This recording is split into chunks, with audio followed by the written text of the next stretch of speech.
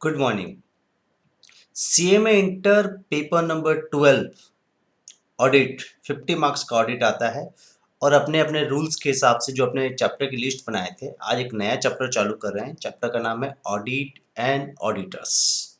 10 से 12 नंबर का क्वेश्चन इस चैप्टर से आ जाता है। चैप्टर का नाम है ऑडिट एंड ऑडिटर्स। पूरा स्कैनर का सम सॉल्व कराएंगे और सिलेबस में जो जो है सब चीज सॉल्व कराएंगे। सिलेबस के अंदर सब कुछ होगा। ठीक है। अभी देखिए ध्यान से, मैं डायरेक्टली क्वेश्चन में आ रहा हूं और दिसंबर 2018 में क्वेश्चन आया है और बहुत इंपॉर्टेंट क्वेश्चन है। Discuss the procedure for appointment for first auditor of the company and is tenure. इस क्वेश्चन को डिस्कस करने से पहले मैं कुछ दो तीन बातें बता रहा हूं, फिर डायरेक्टली इस क्वेश्चन पे आएंगे। देखिए, तीन प्रकार के ऑडिटर होते हैं कंपनी में। एक होता है कॉस्ट ऑडिटर, जो कॉस्ट अकाउंटेंट जो है सीएमए क्वालिफाइड होता है, कॉस्ट ऑडिटर उसको बोलते हैं। दूसरा होता है सिक्रेटरियल ऑडिटर, जो कंपनी सेक्रेटरी इन प्रैक्टिस होता है, याद रखिए, जो सीएस क्वालिफाइड होता है। तीसरा होता है स्टैट्यूटरी ऑडिटर, जो चार्टर्ड अकाउंटेंट रहता है। तो अपने सेक्शन 139, इस चैप्टर का जितना भी अभी पढ़ेंगे सेक्शन 139 से रिलेटेड सारा चार्टर्ड अकाउंटेंट इन प्रैक्टिस का प्रोविजन है, स्टैट्यूटरी ऑडिट का प्रोविजन है, स्टेट ऑडिट का प्रोविजन है, याद रखिएगा। ठीक है। तो अभी मैं जो भी बात करूंगा स्टेट ऑडिट की बात करूंगा, स्टेट ऑडिट याद रखिएगा, स्टैट्यूटरी ऑडिटर की बात करूंगा। ठीक है। डायरेक्टली क्वेश्चन देखिए, एग्जाम 2018 में आया। Discuss the procedure for appointment for the first auditors of the company and is tenure. ठीक है। फर्स्ट ऑडिटर्स, ध्यान से सुनिएगा, section 139 subsection 6, first auditor of non government company, याद रखिएगा। यहां पर मैं पढ़ा रहा हूं जो नॉन गवर्नमेंट कंपनी है उसका प्रोविजन। ठीक है। क्या प्रोविजन है, ध्यान से सुनिए। आगे प्रोविजन सुनिए। जब कंपनी इनकॉर्पोरेट होती है, रजिस्टर होती है, जब इनकॉर्पोरेशन का काम उसका पूरा कंप्लीट हो जाता है, सर्टिफिकेट ऑफ इनकॉर्पोरेशन आ जाता है। जहां से जिस दिन कंपनी पूरी इनकॉर्पोरेट हो जाती है, वहां से 30 दिन के अंदर, 30 डेज के अंदर बोर्ड ऑफ डायरेक्टर लोगों का जिम्मेदारी है कि कंपनी का फर्स्ट ऑडिटर को अपॉइंट करे। जहां से कंपनी का रजिस्ट्रेशन कंप्लीट हो गया है, जिस दिन कंपनी रजिस्टर्ड हो गई है, वहां से 30 दिन के अंदर बोर्ड ऑफ डायरेक्टर लोग कंपनी का फर्स्ट ऑडिटर को अपॉइंट कर लेते हैं। यदि बोर्ड ऑफ डायरेक्टर लोग नहीं कर पाते हैं किसी रीजन से, तो बोर्ड कंपनी का मेंबर्स लोग को बोल देते हैं कि आप लोग कर लीजिए। तो मेंबर्स लोग क्या करेंगे, 90 दिन के अंदर वहां से मेंबर्स ऑडिटर को अपॉइंट कर सकते हैं, फर्स्ट ऑडिटर्स को, याद रखिएगा। जो फर्स्ट ऑडिटर्स जिस जिस जब उसको अपॉइंट किया जाता है, वहां से जो फर्स्ट एजीएम, जब कंपनी का पहला एजीएम होगा, तब तक ही उसकी जिम्मेदारी है, तब तक ही वो ऑडिटर रहेगा, तब तक ही वो वैलिड रहेगा। फर्स्ट एजीएम में फिर डिसाइड होगा कि फर्दर ऑडिटर कौन बनेगा, याद रखिएगा। तो फर्स्ट ऑडिटर की वैलिडिटी सिर्फ एजीएम तक ही है। अब प्रोविजन में आइए क्या बोला, देखिए। First auditor of non government company, section 139 subsection 6 से, याद रखिएगा। ठीक है। क्या बोलता है, appointment by board of director with in 30 days of registration of company. जब कंपनी रजिस्टर्ड हुई, वहां से 30 दिन के अंदर फर्स्ट ऑडिटर जो है बोर्ड ऑफ डायरेक्टर लोग अपॉइंट कर देते हैं। If BOD fails, board of director लोग फेल हो जाएंगे, members can appoint within 90 days from the date when the board of director inform his failure.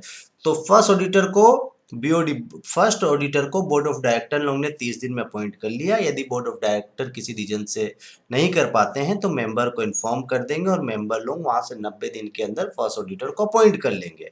और फर्स्ट ऑडिटर का वैलिडिटी फर्स्ट एजीएम तक ही है। बस इतना ही प्रोविजन याद रखना है। अब देखिए, टेबल एक शॉर्टकट टेबल बनाया, कंपनी इनकॉर्पोरेट हुई, वहां से 30 डेज के अंदर बोर्ड ऑफ डायरेक्टर लोग ने फर्स्ट ऑडिटर को अपॉइंट कर दिया। यदि नॉट, इफ नॉट मतलब बोर्ड ऑफ डायरेक्टर नहीं कर पाएंगे, तो मेंबर्स वहां से 90 दिन के अंदर कर लेंगे और फर्स्ट ऑडिटर की वैलिडिटी सिर्फ फर्स्ट एजीएम तक रहती है, वहां पर खत्म। फिर आगे मेंबर्स लोग, जो कंपनी के मेंबर्स है, वो डिसाइड करते हैं कि आगे किसको ऑडिटर रखना है, नहीं रखना। याद रखिए, कंपनी का मालिक हमेशा शेयर होल्डर और मेंबर होते हैं, डायरेक्टर लोग सिर्फ कंपनी का मैनेजमेंट देखते हैं। ठीक है। अब नेक्स्ट क्वेश्चन में आ जाते हैं। Discuss the provision under section 139 subsection 7 relating to appointment of the first auditor in a government company। Government company का, याद देखिए, जब भी गवर्नमेंट कंपनी का कोई भी प्रोविजन है ना, उसमें ऑडिट में जो ऑडिट का प्रोविजन है, controller and auditor general of India के ऊपर सारी रेस्पॉन्सिबिलिटी दे दी गई है। तो गवर्नमेंट कंपनी जैसे माइंड में आए, controller and auditor general of India, एक तो ये गवर्नमेंट की supreme authority government of India ने बनाया है, वही लोग सारा गवर्नमेंट ऑडिटर का रेस्पॉन्सिबिलिटी देखते हैं। ठीक है, अब ध्यान से सुनिएगा, ध्यान से सुनिए, ठीक है। सीएनएजी के बारे में सिर्फ इतना जान लीजिए कि इसको प्रेसिडेंट ऑफ इंडिया अपॉइंट करता है गवर्नमेंट का काम के लिए, बस। अब जो पढ़ाई से रिलेटेड लिखना है आपको एग्जाम में, वो मैं बता रहा हूँ। First auditor of government company, exam का क्वेश्चन है, बहुत बार आया है, 3-4 बार आया है, मैंने सिर्फ एक ही एग्जाम का मेंशन किया है। देखिए, अपॉइंटेड जो फर्स्ट ऑडिटर है गवर्नमेंट कंपनी का, वो अपॉइंट करता है C and AG, controller and auditor general of India. C and AG का फुल फॉर्म क्या होगा? Controller and auditor general of India. तो फर्स्ट ऑडिटर गवर्नमेंट कंपनी का, जब कंपनी रजिस्ट्रेशन होती है, जहां से कंपनी रजिस्टर्ड हुई, वहां से 60 दिन के अंदर सीएनडीजी गवर्नमेंट कंपनी का फर्स्ट ऑडिटर को अपॉइंट करेगा। गवर्नमेंट कंपनी का फर्स्ट ऑडिटर को कौन अपॉइंट करेगा? सीएनडीजी। कितना दिन में? 60 दिन में, जहां से कंपनी रजिस्ट्रेशन हुई है। तो appointment by C and AG within 60 days of registration. If not by C and AG, C and AG किसी कारण से नहीं कर पाता है, then by board, BOD, board of director within next 30 days. मतलब सीएनडीजी गवर्नमेंट कंपनी का ऑडिटर को अपॉइंट नहीं कर पाया 60 दिन में, तो वहां से 30 दिन के अंदर बोर्ड ऑफ डायरेक्टर्स जो है गवर्नमेंट कंपनी का, वो फर्स्ट ऑडिटर को अपॉइंट कर लेगा। और यदि बोर्ड ऑफ डायरेक्टर लोग भूल जाता है, तो वहां से 60 दिन के अंदर कंपनी का जो मेंबर लोग है, वो फर्स्ट ऑडिटर को अपॉइंट कर लेगा। या देखिए, ईजीएम में फर्स्ट ऑडिटर अपॉइंट होगा, ठीक है। अब उसके बाद बोलते हैं फर्स्ट ऑडिटर कब तक ऑफिस होल्ड करेगा? फर्स्ट एजीएम तक। बस इतना याद रखिए, गवर्नमेंट कंपनी में सिर्फ इतना याद रखना है, सीएनडीजी 60 दिन के अंदर करता है। यदि सीएनडीजी भूल जाता है, तो वहां से 30 दिन के अंदर कंपनी का बोर्ड लोग फर्स्ट ऑडिटर को अपॉइंट कर सकता है। और यदि बोर्ड भी भूल जाता है, नहीं कर पाता किसी रीजन से, तो मेंबर्स लोग ईजीएम में फर्स्ट ऑडिटर को अपॉइंट कर लेगा 60 डेज में। फर्स्ट ऑडिटर का वैलिडिटी जो है सिर्फ फर्स्ट एजीएम तक ही रहेगा। ठीक है, अब आ जाइए नेक्स्ट क्वेश्चन में। क्वेश्चन बोलता है discuss the provision for appointment of subsequent auditor. सबसे पहला क्वेश्चन आता है who is subsequent auditor? Subsequent auditor है कौन? देखिए, फर्स्ट ऑडिटर मींस कंपनी जब इनकॉर्पोरेशन हुई, कंपनी जब बनी, जो सबसे पहला ऑडिटर होता है उसको बोलते हैं फर्स्ट ऑडिटर। फर्स्ट ऑडिटर का वैलिडिटी फर्स्ट एजीएम तक है, उसके बाद खाता है। उसके बाद जो भी ऑडिटर अपॉइंट होगा उसको बोलते हैं सब्सिक्वेंट ऑडिटर। याद रखें, फर्स्ट ऑडिटर को छोड़ के जो भी चार्टर्ड अकाउंटेंट जो अपॉइंट होगा ऑडिटर, फर्स्ट ऑडिटर को छोड़ के जो भी अपॉइंट होगा उसको बोलते हैं सब्सिक्वेंट ऑडिटर। तो आपका क्वेश्चन माइंड में आ गया, अब सब्सिक्वेंट ऑडिटर कौन है?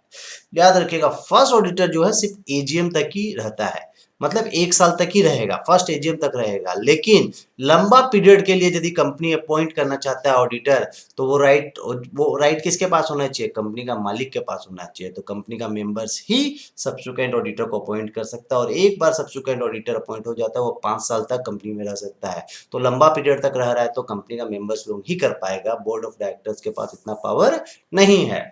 देखिए, क्वेश्चन है discuss the provision for appointment of subsequent auditor. ये एग्जाम में आया हुआ है, किस टर्म में वो मेंशन नहीं किया हुआ, लेकिन पढ़िए। Appointment in first AGM and hold office up to 6 AGM. जो सब्सिक्वेंट ऑडिटर अपॉइंट होगा वो फर्स्ट एजीएम में अपॉइंट हो जाएगा कंपनी का, मतलब एजीएम में सब्सिक्वेंट ऑडिटर अपॉइंट होता है और वो 6th एजीएम तक, माने 6ठा एजीएम तक रहेगा, कभी भी अपॉइंट हो। जिस एजीएम में अपॉइंट होगा वहां से 6ठा एजीएम तक रहेगा, मतलब 5 साल तक वो रहेगा। अब दूसरा क्वेश्चन देखिए, जब कंपनी सब्सिक्वेंट ऑडिटर को अपॉइंट करेगी तो ऑडिटर से 2 चीज लेगी, एक रिटर्न कंसेंट कि तुम ऑडिटर बनना चाहता है, दूसरा सर्टिफिकेट ऑफ अपॉइंटमेंट। उससे एक सर्टिफिकेट लेगी, तुम डिस्क्वालीफाई नहीं हो अपॉइंटमेंट के लिए, तो उसको बोलते हैं सर्टिफिकेट ऑफ अपॉइंटमेंट। कंपनी 2 चीज लेती है सब्सिक्वेंट ऑडिटर से, consent letter, return consent letter और सर्टिफिकेट ऑफ अपॉइंटमेंट। अब कंपनी का क्या जिम्मेदारी बोलता है? कंपनी सेंट्रल गवर्नमेंट को इन्फॉर्म करती है, जिसको सब्सिक्वेंट ऑडिटर अपॉइंट करती है। तो उसके लिए क्या करना पड़ेगा कंपनी को फॉर्म 81 आरओसी में फाइल करना पड़ेगा with in 15 days of appointment. जिस दिन ऑडिटर अपॉइंट हुआ वहां से 15 दिन के अंदर कंपनी को आरओसी में फॉर्म 81 फाइल करना पड़ेगा ऑडिटर अपॉइंटमेंट का। याद रखिएगा, फर्स्ट ऑडिटर जब अपॉइंट होता है उसका कोई फॉर्म नहीं फाइल करना पड़ता है, सिर्फ बोर्ड रिजोल्यूशन दे देने से काम हो जाता है। लेकिन जब सब्सिक्वेंट ऑडिटर अपॉइंट होगा, क्योंकि ये 5 साल के लिए अपॉइंट हो रहा है, याद रखिए फर्स्ट ऑडिटर 5 साल के लिए नहीं होता है, सिर्फ फर्स्ट एजीएम तक ही रहता है, लेकिन सब्सिक्वेंट ऑडिटर 5 साल के लिए अपॉइंट होता है। इसीलिए कंपनी का जिम्मेदारी है आरओसी में फॉर्म एडीटी 1 ऑडिटर का अपॉइंटमेंट का फॉर्म है। अब देखिए appointment of subsequent auditor of government company. Government company सुनते ही आप वर्ड याद रखिएगा, controller and auditor general of India, C&AG with in 180 days from commencement of financial year, मतलब अप्रैल से लेके 180 दिन मतलब सितंबर तक वो फर्स्ट ऑडिटर को अपॉइंट कर सकता है और hold office up to that financial year AGM. ठीक है, उस फिनेंशियल ईयर का एजीएम तक वो वैलिड रहता है। बस C&AG गवर्नमेंट कंपनी सुनते ही C&AG वर्ड याद कर लीजिएगा बस, और वो उस फिनेंशियल ईयर का एजीएम तक वो वैलिड रहेगा। ठीक है, अब देखिए नेक्स्ट क्वेश्चन, ये प्रैक्टिकल क्वेश्चन है जो एग्जाम में आया है, 2008 में आया और उससे बाद भी आया है। ठीक है, क्वेश्चन बोलता है statutory auditor can be appointed as internal auditor of the same company for the same period, do you agree. याद रखिएगा स्टैट्यूटरी ऑडिटर और इंटरनल ऑडिटर दोनों अलग अलग होते हैं और दोनों का राइट और ड्यूटीज और इंडिपेंडेंस अलग अलग है। तो no, the statutory auditor can not be appointed as an internal auditor for the same company for the same time. याद रखिएगा the independence of auditor will not be there. याद रखिएगा स्टैट्यूटरी ऑडिटर को ये आप सेम कंपनी में same period के लिए इंटरनल ऑडिटर आप बना देंगे, ये पॉसिबल नहीं है, ऐसा नहीं कर सकते आप, गलत है। याद रखिएगा तो स्टैट्यूटरी ऑडिटर सेम कंपनी में as a same time internal auditor नहीं बन सकता है। क्वेश्चन नंबर दूसरा देखिए, बोलता है Ray and Bose chartered accountant who were appointed as the auditor for financial year 8-9 were removed during the month of December. Whether the said auditor can claim any compensation. बोलता है ऑडिटर को दिसंबर में कंपनी से निकाल दिया गया, किसी रीजन से भी निकाले। याद रखिएगा ऑडिटर को आप मिड ऑफ द ईयर आप कभी भी निकाल सकते हो, कोई दिक्कत नहीं है।